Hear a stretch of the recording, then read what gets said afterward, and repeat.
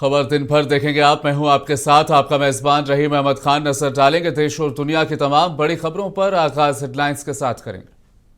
सुर्खियों को पेश करने में ताउन किया है डॉक्टर ऑर्थो ऑयल के साथ साथ डॉक्टर ऑर्थो कैप्सूल्स साथ लेना ना भूलें। लोकसभा में स्पीकर को हटाने की तहरीक पर हुई बहस। किरण रिजिजू ने ओम बिरला की सताइश की। अपोजिशन अरकान ने खामियों को किया उजागर।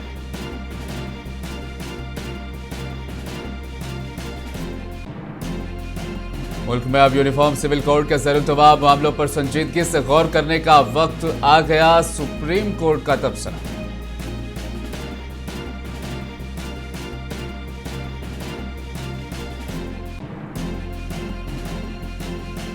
मशरिक़ वस्ता जंग मरकजी वज़ीर पेट्रोलियम हरदीप पुरी ने कहा, बिला तातुल तवानाई की फराहमी को यकीनी बनाया जाए।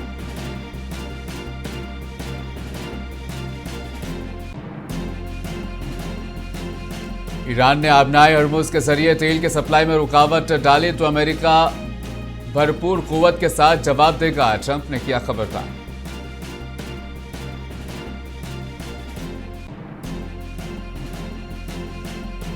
ईरान में निजाम की तब्दीली के लिए अमेरिका और इजराइल के मंसूबे नाकाम हो गए। ईरान के वजीर खारजा अब्बास अरागची का बयान।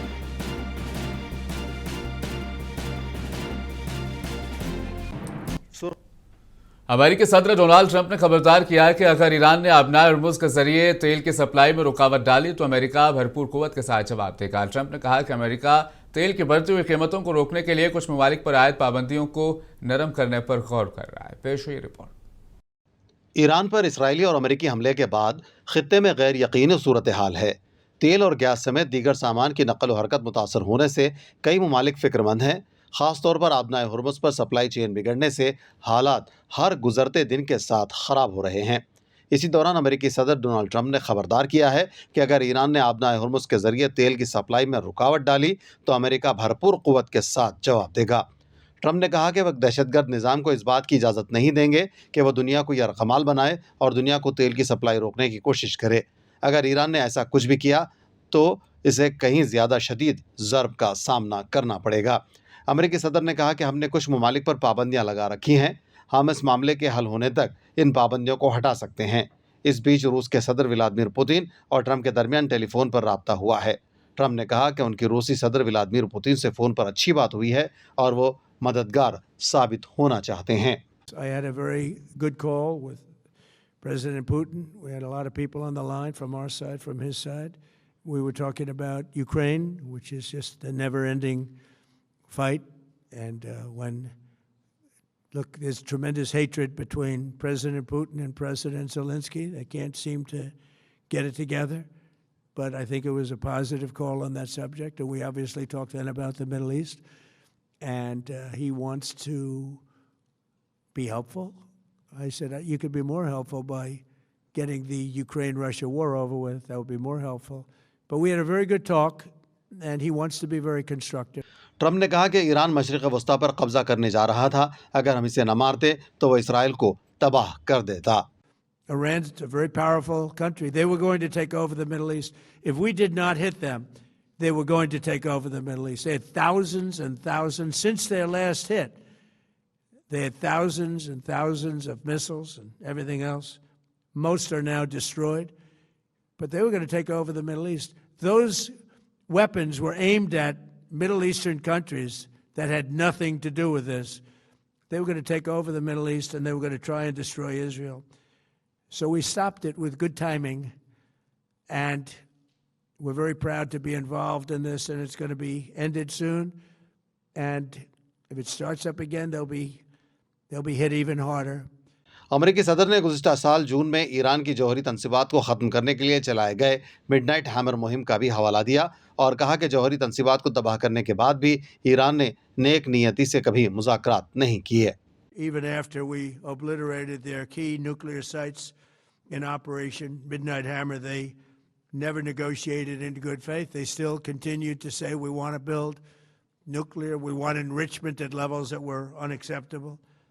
And they even turned down an offer for unlimited free nuclear fuel forever for civilian purposes. We had people offering them free nuclear fuel. They weren't interested in that because they wanted to build a nuclear weapon. So instead, the regime was trying to reconstitute its weapons program at a different site. They couldn't go back to where they were, the 3 sites that we obliterated, but they were starting work at another site, a different kind of a site. America के सदर Donald Trump ने इशारा दिया कि Iran के खिलाफ जंग जल्द खत्म हो सकती है।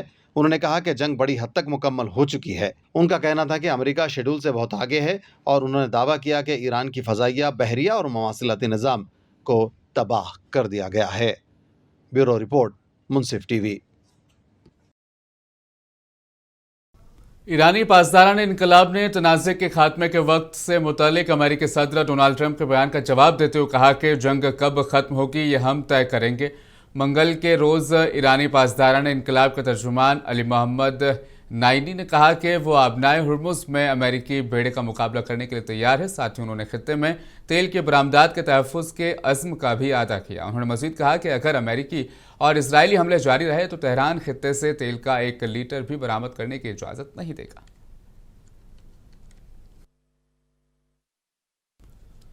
ईरानी वज़ीर ख़ारिजा अब्बास इराक़ची ने कहा कि ईरान में निज़ाम की तब्दीली के लिए अमेरिका और इजराइल के मंसूबे नाकाम हो चुके हैं। इराक़ची ने इस बात पर जोर दिया कि उनका मुल्क जब तक ज़रूरी हो मिसाइली हमले जारी रखने के लिए तैयार है। पेश है रिपोर्ट। ईरानी वज़ीर ख़ारिजा अब्बास इराक़ची ने अमेरिका के साथ किसी भी किस्म के मुज़ाकरात के इम्कान को मुस्तरद कर दिया है। इराक़ची ने कहा कि हम उनके खिलाफ मिसाइल हमले जारी रखने के लिए तैयार हैं जब तक ज़रूरत पड़ी और जहां कहीं ज़रूरत पड़ी। उन्होंने इशारा किया कि अमेरिका के साथ मुज़ाकरात अब तेहरान के एजेंडे में शामिल नहीं है। ईरानी वज़ीर ख़ारिजा ने इस बात की तस्दीक की कि अमरीकियों के साथ मुज़ाकरात फ़िलहाल एजेंडे पर नहीं हैं। उन्होंने याद दिलाया कि उनके साथ मामलात में ईरान का तजुर्बा इंतहाई तल्ख़ रहा है। उन्होंने अपने बयान में कहा कि नए रहबर आला मुश्तबा ख़ामनई के लिए अमेरिका के साथ मुज़ाकरात के हवाले से कोई भी अवामी बयान देना क़ब्ल अज़ वक्त है। उनके खिताबात और तबसरे बाद में जारी किए जाएंगे। इराक़ची ने मज़ीद कहा कि ख़ित्ते में तेल की नक़्ल हमल में तातुल ईरान की वजह से नहीं बल्कि इसराइल और अमेरिका के हमलों और जारहियत का नतीजा है जिसने पूरे ख़ित्ते को गैर महफूज बना दिया है। इराक़ची ने वाज़ेह किया कि इस सूरत हाल ने ऑयल टैंकर्स को आबनाए हुर्मुज़ से गुजरने के हवाले से खौफज़दा कर दिया है। उन्होंने मज़ीद कहा कि ईरान ने आबनाए हुर्मुज़ को बंद नहीं किया और न किसी को इसमें जहाज़ रानी से रोका जा रहा है। उन्होंने इशारा दिया कि अमरीकी और इसराइली हमलों के असरात सिर्फ ईरान पर नहीं बल्कि पूरी आलमी बरादरी पर पड़ रहे हैं। ब्यूरो रिपोर्ट, मुंसिफ टीवी। अमरीकी वज़ीर दिफा पेट हेगेस्टे ने मंगल के रोज़ ईरान के खिलाफ फौजी कार्रवाइयों में एक बड़े इजाफे का इशारा देते हुए ऐलान किया कि यह दिन जारी तनाज़े के आगाज़ के बाद से अमेरिकी हमलों के सबसे शदीद दौर का मुशाहिदा करेगा। पेंटागन में एक प्रेस कॉन्फ्रेंस से खिताब करते हुए हेगेस्टे ने कहा कि अमेरिकी अफवाज ज़बरदस्त फौजी ताकत और मिशन अंजाम दे रही है। हेगेस्टे ने दावा किया है कि ईरान आलमी सतह पर तेज़ी से तनहा होता जा रहा है।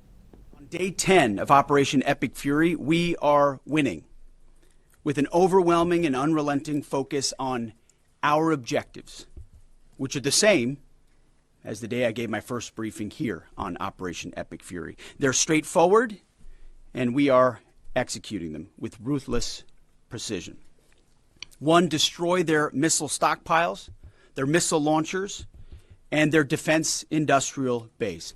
Missiles and their ability to make them. 2, destroy their navy.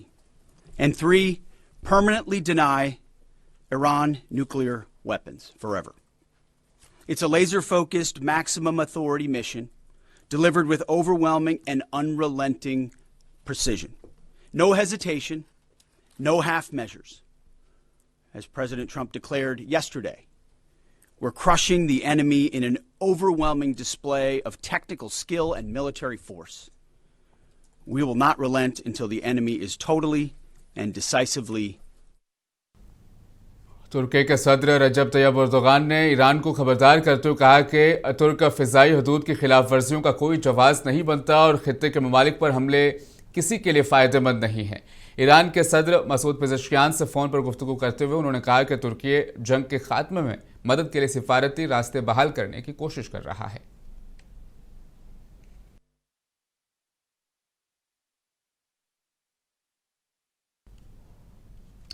Saudi की सरकारी तेल की कंपनी अरामको के चीफ एग्जीक्यूटिव अमीर नासिर ने खबरदार किया कि अगर आबनाए हर्मुज़ में जहाज रानी और तेल की रसद में रुकावट का सिलसिला जारी रहा तो तेल की आलमी मंडियों पर इसके तबाहकुन असरात पड़ सकते हैं। नासिर ने मंगल के रोज कंपनी के माली साल 2025 के नतायज के ऐलान के बाद ये बयान दिया।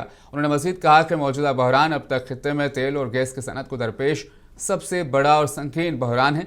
हालांकि शोबे को माजी में भी मुख्तलिफ रुकावटों का सामना रहा है। शाम के अबूरी सदर अहमद शरह ने लिबनान हुकूमत के लिए अपनी मुकम्मल हिमायत का ऐलान किया है ताकि लिबनानी हुकूमत हिजबुल्लाह को गैर मुसल्लह कर सके। इस हिमायत का ऐलान उन्होंने लिबनानी हम मनसब जोज़फोन से गुफ्तगू में किया। शाम और लिबनान के दरमियान ताउन की पेशरफ्त इस सिलसिले में हुई है कि ईरान पर अमेरिका और इसराइल की जानिब से मुसल्लत करदा जंग पूरे खित्ते में फैलने का खदशा है। इसराइल ने लिबनान पर मुसलसल फ़िज़ाई हमलों के अलावा ज़मीनी मुदाखलत भी बढ़ा दी है। लिबनानी वजारत सेहत के मुताबिक अब तक इसराइली हमलों के नतीजे में कम अज़ कम 486 लिबनानी जाँ बहक हो चुके हैं, जबकि 5 लाख से ज़्यादा अफराद बेघर हुए हैं।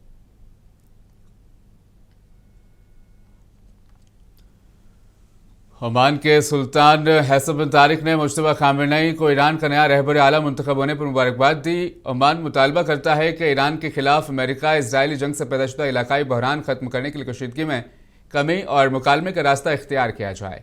जब अमेरिका और इसराइल ने ईरान पर हमला किया तो जवाबन ईरान ने हमसाया ममालिक में अमेरिकी फौजी मराकज़ पर हमले किए और 3 मार्च को ओमान के तिजारती बंदरगाह पर भी ईंधन के एक टैंक पर कई ड्रोन से हमले हुए थे। मरकजी वजीर पेट्रोलियम व कुदरती गैस हरदीप सिंह पुरी ने अवाम को यकीन दिलाया कि मुल्क में ईंधन की कोई कमी नहीं है और लोगों से अपील की है कि वो जंग के सूरत हाल से पैदा होने वाले खदशात के दरमियान घबराएं नहीं। मीडिया के अरकान के साथ गैर रस्मी बातचीत के बाद एक्स पर एक पोस्ट में पुरी ने कहा कि हिंदुस्तान की तवानाई की दरामदात मुतअद्दिद ज़राए और रास्तों से होती रहती हैं, जिससे सप्लाई में इस्तेहकाम यकीनी होता है। मरकजी वजीर ने कहा कि हमने घरेलू सार्फिन को CNG और LPG के 100% फराहमी को यकीनी बनाने के लिए इक़दाम किए हैं, जबकि सनअतें अपने मामूल की सप्लाई का तकरीबन 70 से 80% वसूल कर रही हैं। उन्होंने इस बात पर जोर दिया कि हुकूमत मुल्क भर में घरानों को बिला ताअत्तुल और सस्ती तवानाई फराहम करने के लिए पुरअज़्म है। लोकसभा में स्पीकर ओम बिरला के खिलाफ अदम एतमाद की तहरीक पेश किए जाने के बाद ऐवान में सियासी गर्मा गर्मी बढ़ गई। बिहार के किशनगंज से कांग्रेस के रुकने पार्लिमान डॉक्टर मोहम्मद जावेद ने यह तहरीक पेश की, जिसके बाद इस पर बहस का आगाज हुआ और मुख्तलिफ फराकीन ने अपनी अपनी राय पेश की। मरकजी वजीर किरण रिजिजू ने अपोजिशन के हमले का जवाब देते हुए कहा कि स्पीकर गैर जानिबदार रहे। कम से कम 50 से ज्यादा सांसद विपक्ष दल के लोग मुझसे मिले हैं और कहा है कि हम ओम बिरला जी के खिलाफ अविश्वास प्रस्ताव में हम सहमत नहीं है, लेकिन हम राजनीति से मजबूर हैं।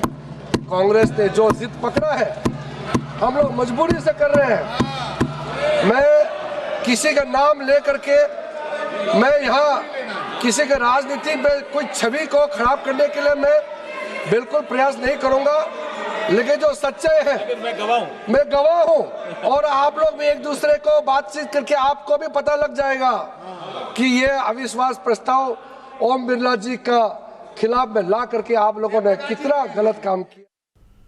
तहरीक पर बहस के दौरान कांग्रेस के रुकने पार्लिमान गौरव गोगोई ने ऐवान की कार्रवाई के तरीक़ेकार और स्पीकर के किरदार पर कई सवालात उठाए। उन्होंने कहा कि जमहूरियत में पार्लिमान वो जगह है जहां मुंतखब नुमाइंदों को अपनी बात रखने का मसावी मौका मिलना चाहिए, लेकिन मौजूदा हालात में ऐसा नजर नहीं आ रहा। ये जो सदन है, इस सदन को आदरणीय प्रधानमंत्री जी भी कहते हैं कि लोकतंत्र का सबसे बड़ा मंदिर, जिस मंदिर में हम सब प्रवेश कर सकते हैं, चाहे आप वामपंथी सोच के हो, चाहे आप एक छोटे प्रदेश के एकमात्र एक ही सांसद हो, चाहे आप इंडिपेंडेंट हो, चाहे आप बहुत अनुभवी सदस्य हो, चाहे आप युवा सदस्य हो, चाहे आप किसी लिंग के हो, चाहे आप किसी धर्म के हो, चाहे आप किसी भाषा को हो, ये सदन इस की मंदिर का दरवाजा सबके लिए खुला है। और इस सदन के संचालन में आदरणीय अध्यक्ष महोदय का जो कर्तव्य है वो बहुत ही महत्वपूर्ण है।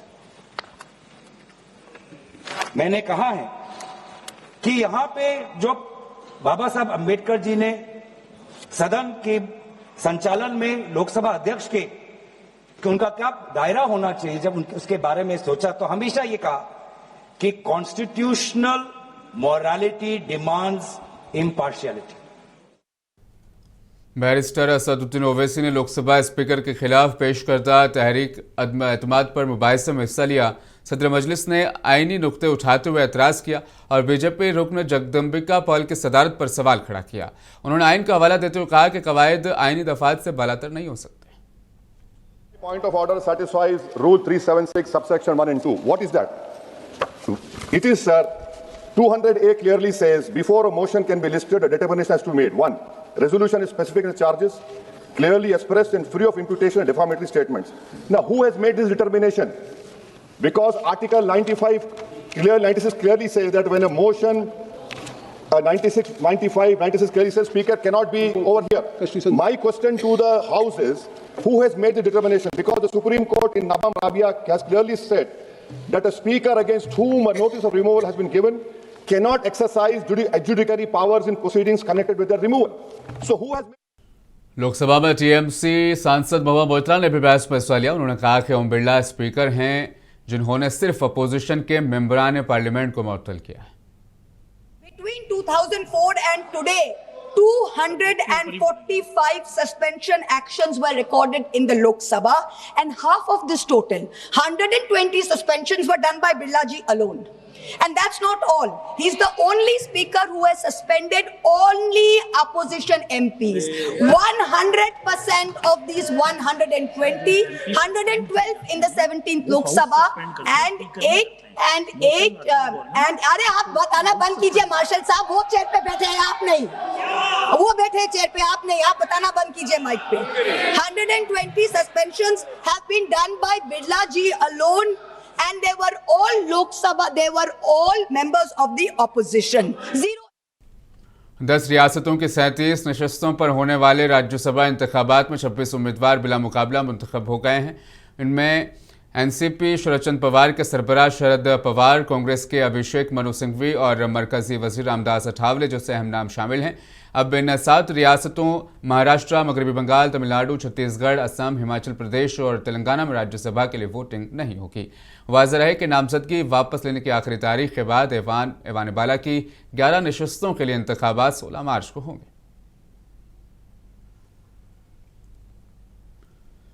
प्रियंका गांधी ने कहा कि राहुल गांधी सच बोलते हैं, बीजेपी उन्हें बदनाम करने की बहुत कोशिश करती है, लेकिन उनके जरिए उठाए गए सवालात का जवाब नहीं देना चाहती। प्रियंका ने कहा कि बीजेपी ने हर आईनी ओहदे और इदारे को नुकसान पहुंचाया है।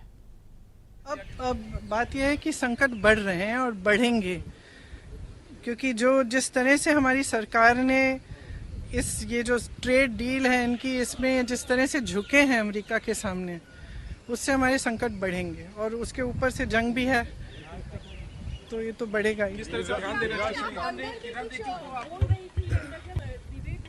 जी, क्योंकि रिजिजू जी ने कहा कि मैं हंस रही थी उनकी बातों पे, तो मैंने स्पष्ट किया कि मैं क्यों हंस रही थी। ये सब बातें इसलिए कही जाती हैं क्योंकि जो मेरे भाई करते हैं वो सच बोलते हैं। इनके सामने आज तक एक ही व्यक्ति है जो इस पूरे देश में जो झुका नहीं है। इन्होंने सब कोशिशें की, पैसे खर्चे, तमाम सोशल मीडिया की कैंपेन की, मीडिया पे कैंपेन की, तरह तरह की चीज़ें बोली, उनके बारे में कुछ नहीं चला है। सच्चाई उनके सामने है, लोग देख रहे हैं कि ये एक ही व्यक्ति है जो सच बोलता है और झिझकता नहीं और पीछे नहीं हटता। तो मुझे तो हंसी इसी बात पे आ रही थी कि तुम डर रहे हो इनसे, इनकी जो सच्चाई है, इनका जो सत्य है वो पच ही नहीं रहा है।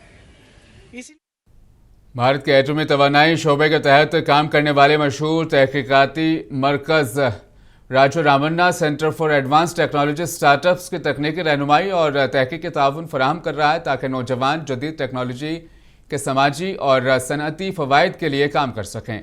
राज्य रामन्ना इंस्टीट्यूट मुतल्लिका टेक्नोलॉजीज़ में महारत रखता है और इन टेक्नोलॉजीज़ को मवासिलात, सनअत और तिब्बी शोबों में इस्तेमाल करने के लिए स्टार्टअप्स के साथ इश्तराक कर रहा है।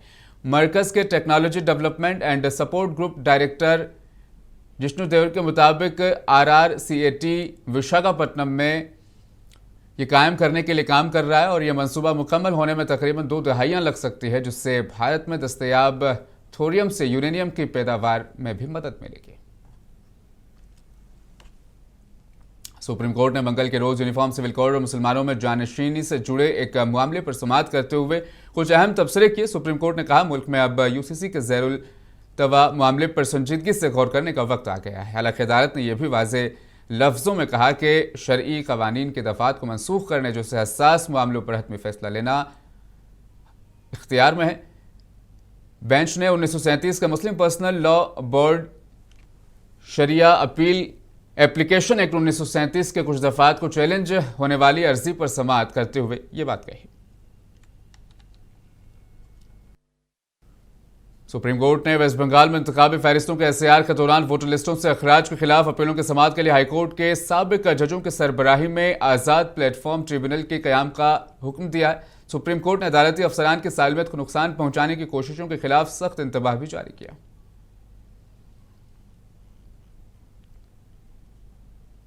Today the matter was taken up by the Honorable Chief Justice of India and the Honorable Judges. Then first of all, today a write-up has been sent by the Honorable Chief Justice of the Calcutta High Court, where so many things have been said, indicated that 10,16,000 cases have been disposed of by the judicial officer. They are working on Saturday and Sunday. They are working on that. And they are not taking any single moment rest. They are, and this then in that write-up, last portion, there are certain comments were there that is going against the Election Commission of India. Chief election commissioner Gyanesh Kumar ने कहा कि किसी भी अहल voter का नाम इंतखाबी फहरिस्तों से नहीं हटाया जाएगा और कहा कि इलेक्शन कमीशन की तरजीह मगरबी बंगाल में आज़ादाना, मुनसिफाना और पुरअमन इंतखाबात को यकीनी बनाना है।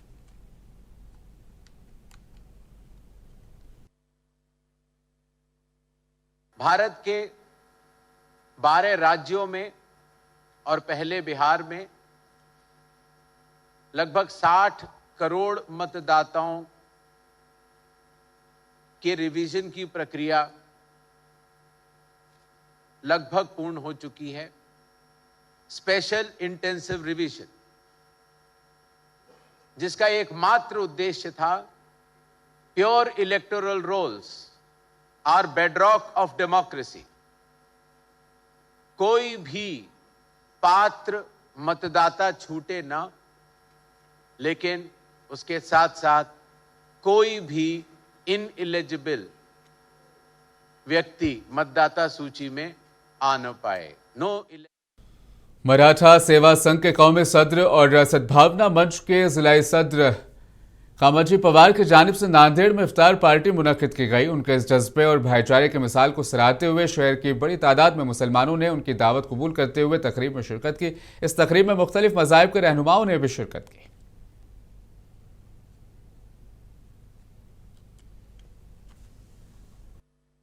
आज सद्भावना मंच की ओर से राष्ट्रीय अध्यक्ष कामाजी पवार साहब, मराठा सेवा संघ के राष्ट्रीय अध्यक्ष भी है, और हमारे अबरार देशमुख सर, सभी उनकी टीम सद्भावना मंच की ओर से यहाँ पर हमारे सभी मुस्लिम भाइयों के लिए यह भी इफ्तार पार्टी का आयोजन किया गया था। ये रोज़ा का जो महीना है, ये हमारे मुस्लिम भाइयों के लिए बहुत ही एक जीवन में का ऐतिहासिक महीना और पवित्र महीना है। ये महीने में हमारे मुस्लिम भाई कठोर तपश्चर्या करते हैं, एक ही समय का भोजन लेते, पूरा दिन भर कुछ भी खाते नहीं, पानी का बूंद तक को अपने जीभ पर नहीं गिरने देते हैं। ये कठोर तपश्चर्या करके ये खूब अमन और शांति को पाते हैं। पूरे विश्व के लिए सद्भावना फैले, सभी विश्व के लिए सभी विश्व में मंगल मैत्री फैले, ये इसी की ये खास वजह मन में रखते हैं। एक दूसरे का प्रेम भाव, मैत्री भाव बढ़ाया जाए, अपने मन का राग द्वेष मोह को निकाला जाए, इसके लिए सभी हमारे मुस्लिम भाई ये काम करते हैं। ये बहुत आदर्शवत बात है। मैं सभी हमारे मुस्लिम भाइयों के प्रति मंगल मैत्री व्यक्त करता हूँ। सभी का मंगल हो। आज